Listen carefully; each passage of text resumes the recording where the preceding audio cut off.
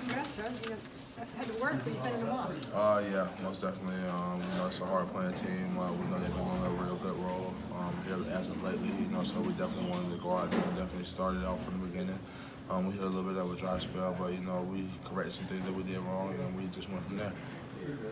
You don't often face that type of team, perhaps. Doc was saying they're kind of a physical team, and it's good to play a different style opponent. Yeah, I think so. But they're definitely not the only physical team.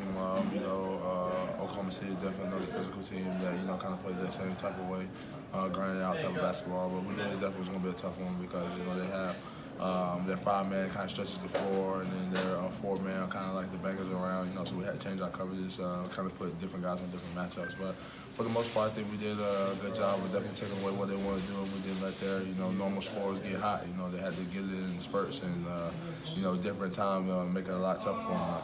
But we're at the point in the year where it seems we're asking a lot of playoff-related questions. Do you even care? I mean, do you think about matchups and seeding and all that, or is that no, just not right us? Now. Not right now. We still got a lot of games left leading up to the playoffs.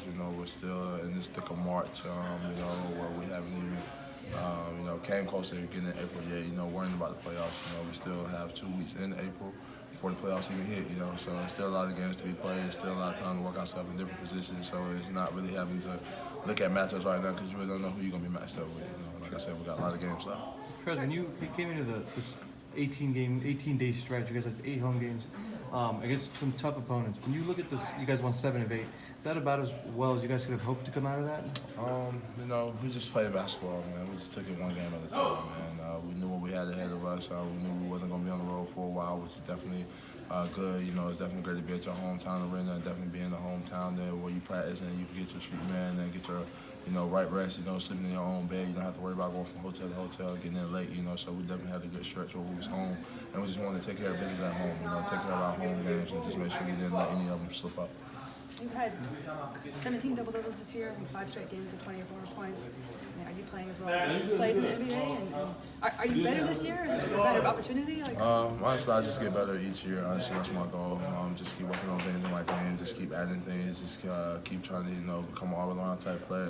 You see bigs nowadays are definitely being able to extend their game behind the three-point line. I felt that I've added on being able to take the ball closer to closer, just being able to finish around the basket. Still a couple finishes that I like to have back, and definitely finish off, But like I said, I've added different things in my game to make myself a better player because I know overall it's going to help our team. Chris, you going to be using that Euro step a little bit more? Yeah, man. I mean, you see it. That's full court transition. I felt like I had a man to, the defender backpedaling and he couldn't catch his feet, So then I started looking at him. I just started attacking his feet, and then I just made a good move around and go finish. So last game, you gave Lou a 3 out of 10 for his celebration. What would you give Beverly tonight for his? 8, 9, yeah. Definitely another energetic player like myself. He's definitely fired up about the defense, passion. He definitely plays with a lot of grit and tenacity. He definitely plays with a lot of heart. So I definitely give his like an 8 or a 9. Were you thinking anything once he shook Bogon? Nah, I knew he was gonna come up with his own thing, man. Like I said, we got a lot of different guys on our team that got a lot of different type of emotions and a lot of different just overall demeanors about themselves. Pat is definitely one of those guys who is kind of like myself, plays with a lot of heart and definitely plays with a lot of passion and just wears all his emotions on his sleeve. So I definitely have to worry about him and find the celebration. Before the game, Doc talked about he has a verbal agreement to kind of stick around here for a long time. What's that mean to you? It just goes to show you that, some coaches bought in for the long run. Definitely not trying to, bounce around from different places. Definitely bought in on, building the organization and being a part of it and, for what's to come, just getting better, help building it from the ground up. He's been through a lot of different years, so where he's had, good runs in the playoffs, those all-star type players, but he's doing it with a group of guys. Like I said, we don't have no true set all-star, I guess not like one that you would call it, but I feel like every night we come in here, we got 15 all-stars. You don't know who's going to have a big night. We play the right way, we play the right spirit, and that's what it's about.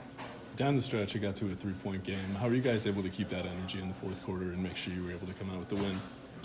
You seen reruns of movies? No. We've been there before, man. We've been in that situation before, man. So we knew we didn't want to start backtracking. We knew we didn't want to blow a lead like we did the other night against Brooklyn and, kind of make it where we had to throw up one of those big-time shots to, hit at the buzzer. You know, we ran our plays, we executed on the defensive end of the floor, make them take some tough shots they happened to miss. And, you know, Pat made a great move off a double team that they did on Lou. He drove and made a great finish, man. So, like I said, we've been here before, and we kind of know how to close out the game and kind of know how we want to finish it out. So. Doc mentioned that Sin asks a lot of questions on the bench and stays ready. What have you seen from him when he's able to just come in on a clutch play like tonight? All of it, man. This guy that's definitely locked in. He's not worrying about what's going on, about him not playing in the first half, or, you know, the different things that are around him, like how other guys in his position, second-year players may do. He's locked in all the time.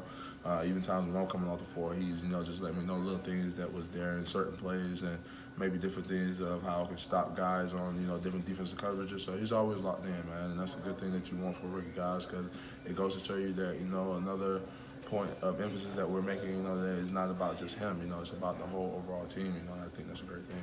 What's Sin like in the locker room? Huh? What's Sin like to have in the locker room? Sin? Yeah. Clown. 100% clown. He's always joking. He's kind of like myself, one of those guys who's always talking and just keeping the room full of energy and just keeping everybody laughing, you know, but you need those guys, type of guys in the locker room, you know, it's a long season. Thanks, guys.